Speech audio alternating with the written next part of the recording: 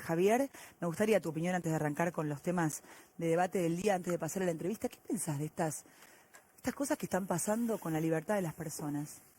Bueno, ahí hay dos Está facetas. usando la policía mucho de su poder. Yo lo que creo, en primer lugar, tengo un punto muy crítico sobre el modelo de cuarentena que impulsa el gobierno, porque desde mi punto de vista, y acorde a la lógica del artículo 7, inciso K, del Estatuto de Roma de 1998, el modelo de cuarentena que impulsa el gobierno es un delito de lesa humanidad. Básicamente un delito de lesa humanidad, ¿de qué compone? De algo, no solo tiene que ser directo, ¿no? Tu ataque a la libertad o al ataque a tu vida. La cuarentena y un delito de lesa humanidad, ¿cómo me dijiste? Claro, el modelo de cuarentena impulsado por el gobierno, acorde al artículo 7, inciso K, del Estatuto de Roma de 1998, constituye un delito de lesa humanidad. Porque no necesariamente va a constituir siempre un delito de lesa humanidad el ataque directo a la vida o el ataque directo a la libertad, sino que vos lo podés hacer por la vía indirecta. ¿Cómo es la vía indirecta? Si yo te cerceno el derecho de propiedad, a punto tal que te dejo sin base de sustentación, si vos te seguís enfrentando al Estado, te morís de hambre, por lo tanto te mata por la vía indirecta, o de otra manera, si te rendís frente al Estado y te volvés un esclavo. O sea que constituye un delito de lesa humanidad. El mejor ejemplo, sí, de esto es Venezuela. O sea, hay un trabajo muy importante del doctor Ricardo Manuel Rojas y una abogada venezolana. ¿Por qué siempre todo terminamos diciendo Venezuela? ¿No? Es como una palabra Bueno, fantasma, no, pero ¿no? es que, ¿sabés lo que pasa? Esto es muy interesante. Mirá, cuando los venezolanos arrancaron con ese proceso, decían, nosotros no vamos a ser Cuba. Argentina dice, no vamos a ser Venezuela. Y en realidad, cuando vos empezás a mirar las medidas, siempre tienen esa característica. Pero pero no es porque lo hacen con mala intención. Es decir, aquellos, que hemos leído a Hayek, sabemos por qué pasa. Hay un libro muy importante de Hayek que se llama Camino de Servidumbre, y en ese libro, que él explica, bueno, el caso nazi, pero aplica conceptualmente, cuando vos haces una intervención en el mercado, como estás violentando las libertades individuales, las preferencias de los individuos, ¿sí? Y lo que accionarían naturalmente los individuos, el resultado que deriva es peor. Entonces eso demanda más intervención. Entonces cuando vos te querés acordar, te encontrás con una situación donde el sistema económico funciona muy mal, todo funciona muy mal, y las autoridades cada vez hacen un mayor abuso de esas, potestades que tienen desde el poder. Y eso genera resultados cada vez peores en lo económico. Acá en esta mesa hemos sido críticos algunos sobre cómo se ha implementado la cuarentena. Decir que es un delito de lesa humanidad y que vamos camino hacia Venezuela, ¿no te parece una exageración? Y te pregunto, no. ¿Qué modelo aplicarías vos? Porque restricciones hubo en todo el mundo. Bueno, pero es cierto que hubo restricciones en todo el mundo, pero Argentina tiene la cuarentena más larga y la cuarentena más profunda. Además, Argentina tiene una característica, y a mí, me parece bastante irritante, la posición que tomó el gobierno, donde decidió unilateralmente reventarle los ingresos a las empresas, las obligó a seguir pagando impuestos porque la de los políticos no se toca. Vergonzosa la definición de hoy de Marcó del Pont, si me la llegás a mencionar cuando estamos acá no le dejo ni un huesito, te aviso. Dijo que la reforma tributaria no contempla baja de impuestos. Exactamente. Y no solo eso, sino que además, ¿qué te hizo? Te prohíbe despedir gente, te obliga a mantener los salarios. Entonces eso, te genera un desbalance en la ecuación de las empresas, que, ¿sabes cuál es el problema? Que cuando vos rebotes, porque después todos rebotan, el tema es a qué nivel vas a rebotar. Y si vos en el medio dejás un tendal de empresas, ¿sabes lo que pasa? Vas a ir a un nivel de producción más bajo del que tenías potencialmente para alcanzar. Entonces, me parece que eso es de una gravedad enorme. Vamos a Macri cuando dijo que el populismo era peor que el coronavirus. Bueno, Carlos Bianco, jefe de gabinete de Kicillof, dijo el neoliberalismo es peor que el coronavirus. La verdad que son declaraciones. ¿Qué pensás de esas declaraciones, Milei? Bueno, en principio considero que todos los que hablan de neoliberalismo son unos burros, porque en realidad liberalismo viene de libertad. Entonces no hay ni nueva ni vieja libertad. ¿Hay libertad o no hay libertad?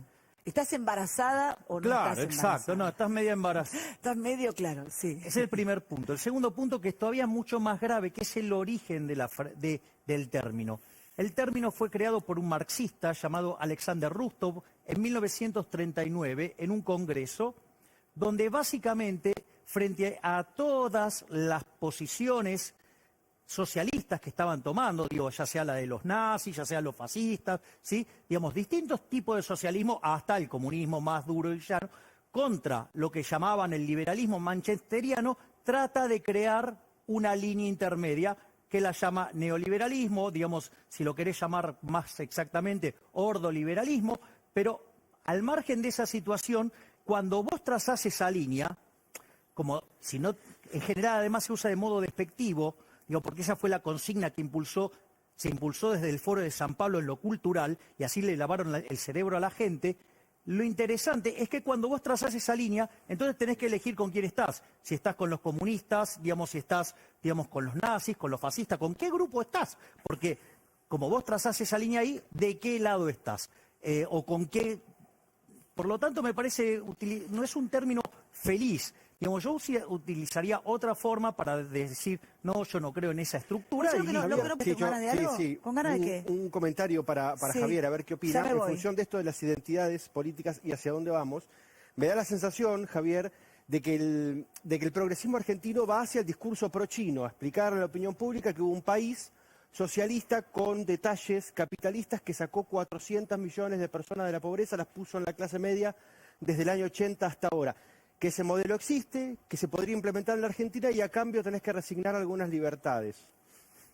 Bueno, lo primero que te diría es, si yo miro la historia de la humanidad a lo largo de por lo menos los últimos 2000 años, sí, digamos, mirando las bases de Madison y todo, el mundo previo a la llegada del capitalismo tenía 95% de pobres extremos, con poco menos de 1.000 millones de seres humanos viviendo en el planeta Tierra.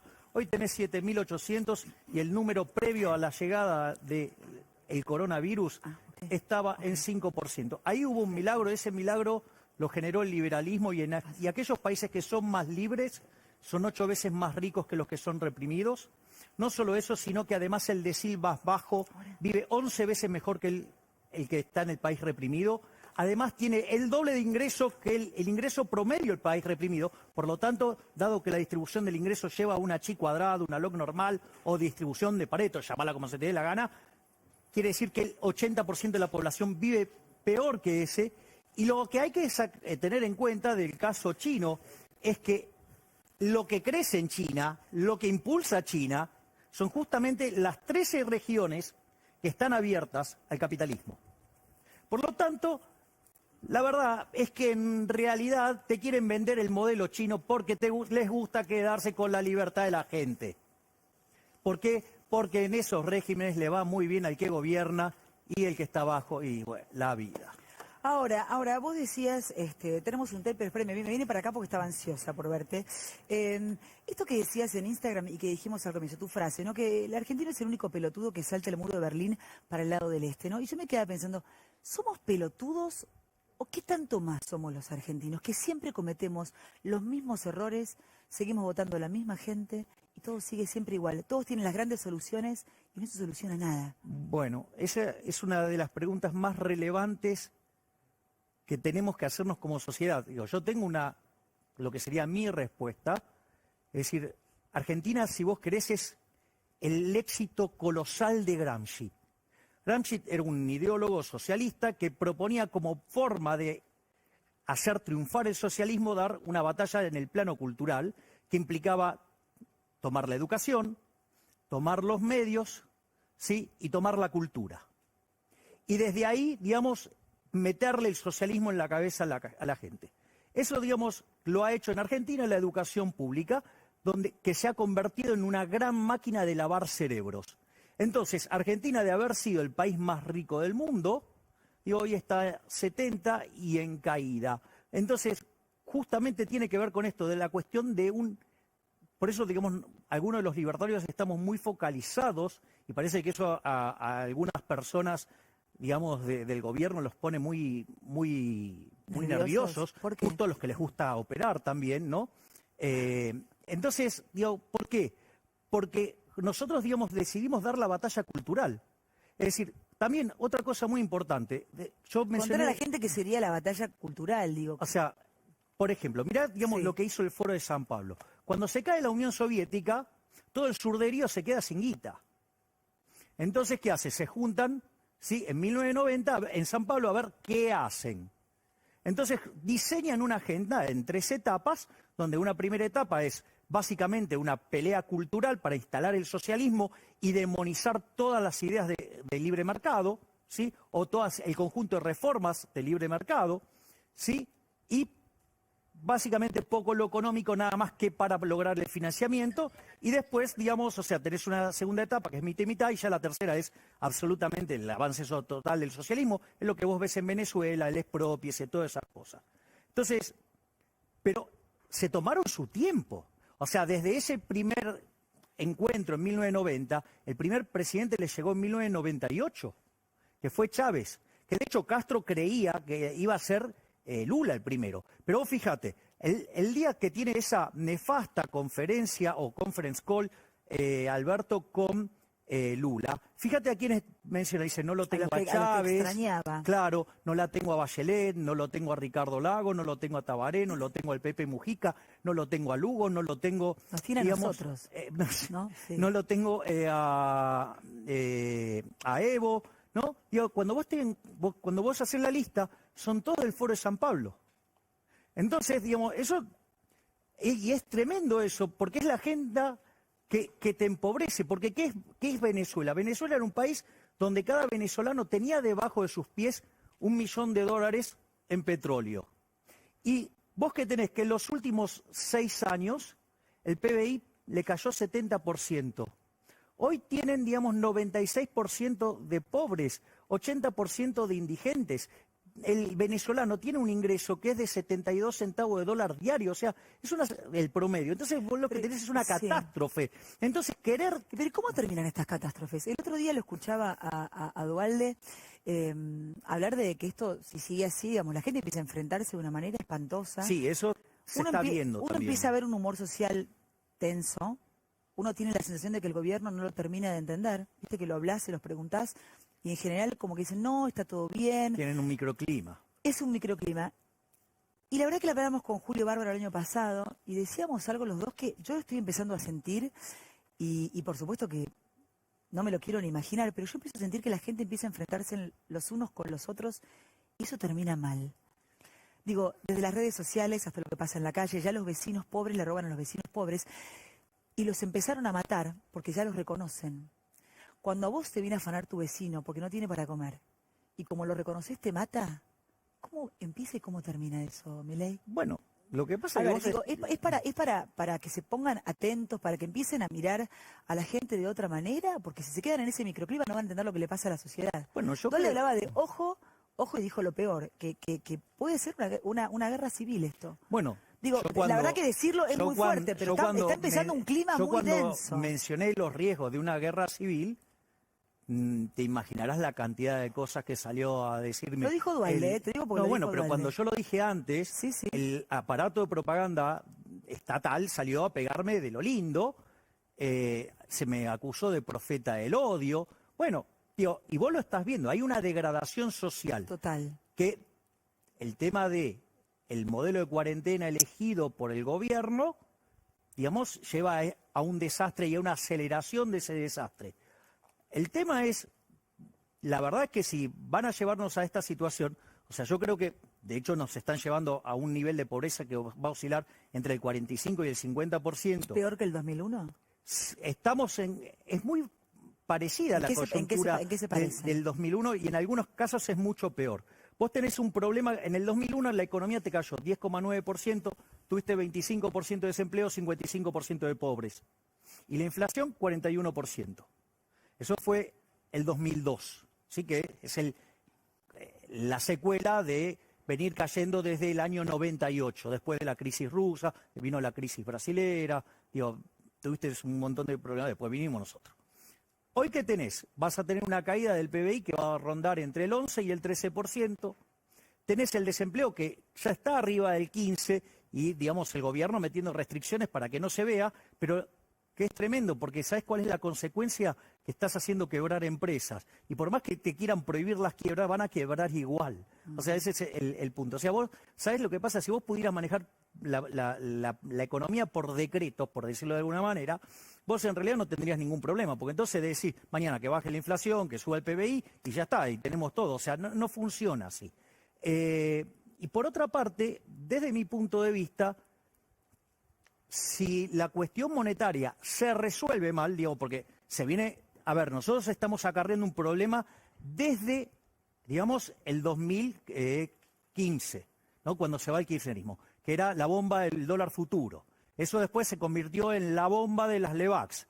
Después, digamos, eso estalló y terminó con el Banco Central durante el 2018 vendiendo 21.000 millones de dólares, donde 15.000 los puso el fondo. Después, digamos, cuando quisiste fijar la cantidad de dinero, se te infló el globo de las LELIQ y hoy tenés, digamos, una base monetaria, digamos que es la plata que tenemos nosotros, pero tenés otra base monetaria más, ¿sí? Digamos, en LELIQs y PASE, que en caso de un pánico financiero, vos podés duplicar la cantidad de dinero, digamos, en muy poco tiempo. Además, toda la emisión que planea hacer el gobierno para financiar la obra pública, para financiar Procrear, para financiar capital de trabajo. O sea, una explosión de oferta de dinero con gente que no quiere dinero, porque si vos te fijás, en el primer semestre del año tuvimos un superávit comercial de 8.000 millones de dólares y el Banco Central perdió 1.500 millones de dólares de reserva. Es decir, que la gente no quiere tener dinero, entonces, mucha oferta de dinero, caída de la demanda de dinero, caída de la actividad, en mi manual. Si acá aparece un chisporrotazo, digo, explota la hiper. ¿Y por qué voy a esto? Sí, lo decís al comienzo. Claro, porque ¿cuál es el problema? El problema es que si a vos te pasa eso, vas a ir a niveles de pobreza que nunca viste en la historia argentina, que son como del 75%. Y claramente ahí vas a tener un candombe social enorme. El punto es, digamos, si se va a armar el candombe social, que la gente tenga claro quién es el enemigo. Es decir, porque mi enemigo no son ellos, no son vos, no son los que están acá. Mis enemigos son los políticos. O sea, mi enemigo es el político. Es decir, es el que, a ver, digamos, lo de Alberto Fernández diciendo no nos vamos a tocar la nuestra, es tremendo. Lo que hoy anuncia Marco del Pont es inmoral. Es inmoral, es agresivo. ¿Por qué? Solamente lo puede hacer porque tiene atrás el aparato represivo del Estado, el monopolio de la violencia. Si no, no puede hacer eso. Te lo hago con un ejemplo. Supongamos que una persona va caminando por la calle. Viene un ladrón y lo deja literalmente en traje de Adán. ¿Qué chances hay que dentro de 15 minutos vuelva el ladrón y diga, mira, perdóname, se me pasó la mano, tomá, te devuelvo algo? ¿Qué chance le ves? Cero. Ninguno. ¿Hasta ahí vamos? Ninguno. Bueno, ahora pensá en el caso del político. El político es ética y moralmente peor que el ladrón vulgar. ¿Por qué? Porque por lo menos el ladrón vulgar te enfrenta, da la cara, corre el riesgo, vos le podés contestar, lo podés meter preso, puede pasar algo. El político, como tiene el monopolio de la violencia, ¿sí? Digamos, no te va a devolver nada, pero además... Porque el político tiene el monopolio de la ¿no? violencia. ¿Y vos pagás los impuestos porque querés? A ver, vamos a esto. Ya, yo te voy a hablar de un héroe mío, Al Capone. ¿Por qué Al Capone es un héroe? Porque un día vino un idiota que se sentó en la poltrona y le pareció que el alcohol estaba mal. Entonces mandó la ley seca. ¿No? Pero es un mafioso. Pará. Sí. No, a ver, eso es lo que te hacen creer los políticos. Pará. Porque vino el político, prohibió tomar alcohol. Oye, digamos, hoy es legal tomar alcohol. O sea que claramente estaba equivocado el señor. Ahora, vamos a esto. Entonces, ¿qué pasa? Los pobres borrachines de Chicago no tenían a dónde ir a tomar. Digamos, los dueños de los bares de Chicago no tenían a quién venderle. Digamos, es más, todos los productores se quedaron sin trabajo por culpa de un malparido que se le ocurrió prohibir el alcohol. Entonces, digo, ¿qué es lo que descubrió Al Capone? Que había gente que quería comprar y había gente que quería vender. Es decir, ¿qué era Al Capone? Al Capone era un trader. Le compraba a los que querían producir y se los vendían a los que querían tomar. Ok, digo, el tipo era un héroe, era un benefactor social. Igual mataban gente, Pará era un mafia poco, dame un total, segundo. sí, okay. Lo que pasa es que había un pelotudo que se llamaba Elliot Ness, que era ultra eficiente. Entonces hacía que el negocio fuera muy riesgoso. Entonces el retorno era muy alto. Entonces cuando el retorno es muy alto y era muy riesgoso, se acercaba gente peligrosa. ¿Cómo lo resolvían? A los tiros. ¿Ok? Claro. Entonces al pobre Al Capone, por culpa de un mal parido... Pobre Al Capone. Digamos, lo culparon Pobre. de traficante, lo culparon de asesino, todo fruto de una regulación estúpida, porque si la regulación no hubiera existido, todo esto no hubiera pasado, ¿ok? Y digamos, y él es un benefactor social. ¿Y por qué fue preso? Por evadir impuestos. Es decir, la nuestra no se toca. Podés matar, podés asesinar, podés cualquier cosa, pero no se te ocurra tocar la de los políticos. Y lo de Marco del Pon es en esa línea. La nuestra no se toca. Ustedes, digamos, se van a empobrecer todo lo que haga falta para financiar todo nuestro descalabro. Fíjate esto. Este gobierno de chanta se la pasó diciendo, no, porque el método científico, el método científico. El método científico parte de un modelo de ecuaciones diferenciales que se llama SIR, que es susceptibles, infectados y removidos. Y básicamente la parte científica tiene que ver con el tema de los testeos. Claro, pero vos para eso tenés que laburar, tenés que testear, tenés que hacer testeo masivo y todo. Claro, ¿por qué no hicieron testeo masivo? ¿Y sabés por qué me imagino? Y porque primero, primero vamos a cobrar la nuestra. Primero la nuestra. Después, a ver, ¿con qué podemos hacer más guita? Y la obra pública siempre garpa más, ¿no? Digamos, o sea, si hay algo que es fruto de corrupción gigante en Argentina, en la obra pública. Entonces, digamos, bueno, y con lo que quedamos, testeamos. ¿Me comprendés? Entonces, ¿qué aplicaron el método científico? Nada. Nada. ¿Entendés? Porque el método científico justamente consiste en tomar a los removidos y sacarlos. Tomar a los infectados, detectarlos y sacarlos. ¿Para qué? Para que no infecten al resto, ¿sí? Y también sacar los grupos de riesgo para que los susceptibles sean menores. Entonces, como los susceptibles cada vez tenés menos, porque en la medida que se van infectando tenés menos susceptibles, porque ya están infectados. Entonces, eso también acelera el ritmo al cual te crece la enfermedad. Entonces, digamos, después la controlás. Es más, de hecho, lo hicieron tan mal que ni siquiera saben describir las curvas que están implícitas en estos procesos. O sea, ¿cuántas escuchó? No, porque esto es un proceso exponencial. No es un proceso exponencial. Se llama proceso logístico. Tiene un primer tramo que es exponencial, donde la cantidad de infectados crece crecientemente, pero después pasa lo que se llama a un régimen logarítmico, que es crecer decrecientemente. ¿Sabes por qué es importante esto? Que parece una excentricidad matemática. Dicho por mí, y además después de tantos años de profesor de economía matemática, te lo compro también, pero sí. Es importante porque en ese momento donde la curva pega la vuelta es donde encontrás el pico. Es donde encontrás el pico de los infectados. Entonces vos tendrías que estar mirando esa curva. Y acá no, acá miran otras, o sea, miran curvas y las pasan a escala logarítmica y no entienden la diferencia de mirarlo en... ¿Pero es por burros o es porque...? Mira, yo con el tema de los infectólogos tengo varios problemas. O sea, para mí... Yo leí acá en el fin de semana en un artículo en el diario y la verdad que me dejó con más dudas que antes. No, verdaderamente tienen grandes falencias. La primera es que no entienden la diferencia entre un problema de equilibrio parcial y uno de equilibrio general. Suponete que vos vas al médico. Entonces el médico agarra y te dice, mira, Viviana, tenés que estar 30 días encerrada. Y el trabajo que tenés que ir a ganarte la vida en el día a día, tenés un problema. Entonces, ¿qué vas a hacer? ¿Te vas a comer los ahorros? En algún momento le pedirás guita a un familiar, en otro momento... Terminó de destruir toda la economía. Claro, fíjate, es esto, justamente a esto voy. Ahora, ¿qué es lo que...? O le pedís a un amigo, a un vecino, y la vas piloteando, ponele. Ahora, ¿cuál es el problema? El problema es que si yo le hago eso a todos a la vez, ¿a quién le pido? A nadie. Entonces generás un desastre. Ese es el primer problema. No entienden la diferencia entre un problema de equilibrio parcial y uno de equilibrio general. Otro problema que tienen es que carecen de orden de magnitudes. Carecen de orden de magnitudes. La Organización Mundial de la Salud amenazó con que esto era una nueva peste española. La peste española tomó lugar entre fines de 2018 e inicio de 1920. En 4 oleadas, infectó a 1/3 del planeta Tierra, tuvo una tasa de letalidad del 6% y mató a 2% de la población humana del planeta, o sea, unos 39 millones de seres humanos. Si vos lo pones en los números de hoy, significa que tendrías que tener 2.600 millones de seres humanos infectados. Tenés 21. Chao, listo, basta. No hay más nada que discutir. Es más, ¿querés, mirarlo en número de muertos? ¿Qué tiene que hacer Alberto? ¿Qué le recomendarías al presidente? Bueno, en principio liberarse de los orcos. Los economistas que tienen alrededor son parte del problema, no son parte de la solución. Es decir, tienen una visión de la economía que es la visión que hundió a la Argentina. Es decir, justamente todo lo que proponen está todo mal. Es decir, es lo que hundió a este país. ¿Guzmán hace las cosas mal? Mirá, Guzmán, la verdad que... A ver, yo, me parece bárbaro que haya hecho el acuerdo, sí, con los bonistas de Nueva York, o sea, pero tengamos en cuenta que eso es el 21% de la deuda, ¿no? Argentina debe 323.000 millones de dólares, tiene de deuda. Ahora, ¿cuál es el punto? El punto es, ¿cuánto arrancó ofreciendo Guzmán? 39. ¿Sabes cuánto querían los... Y esto a mí me consta, digamos, casi que ni debería decirlo. ¿Sabes cuánto querían los acreedores? ¿Cuánto? 55. ¿Cuánto cobraron? 54.80. Listo. ¿Para qué perdiste 8 meses? Es un ineficiente. Además es un perverso. Es un perverso porque cuando él analiza el caso de Macri, lo hace bien.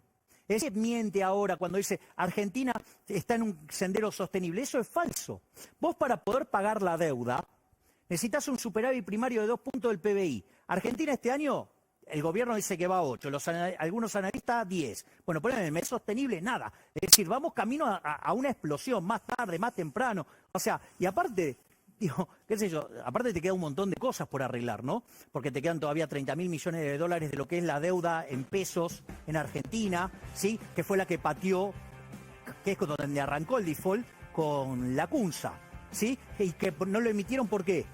Porque si iba a emisión monetaria te explotaba la inflación, te queda todavía 25.000 millones de dólares de deuda doméstica en dólares. Hay un montón de problemas. Nos tenemos que ir. Milei, un placer como siempre. El placer es mío. Un placer enorme, me encanta escuchar, sos como un profe. Acá Caruso estaba así, Caruso, le dolía la cabeza. 30 años de docencia. Así que, ¿30 años? Sí. Igual, digamos, o sea, al margen de las discrepancias que hayamos podido tener el otro día con Caruso, o sea, está bueno el debate, sí, digamos, yo soy muy apasionado, soy muy Puccini, pero... Para cerrar, todo bien con Caruso, está todo bien. Le doy a la cabeza, creo. La última, ¿te molesta que te toquen el pelo en la intimidad? Vale todo.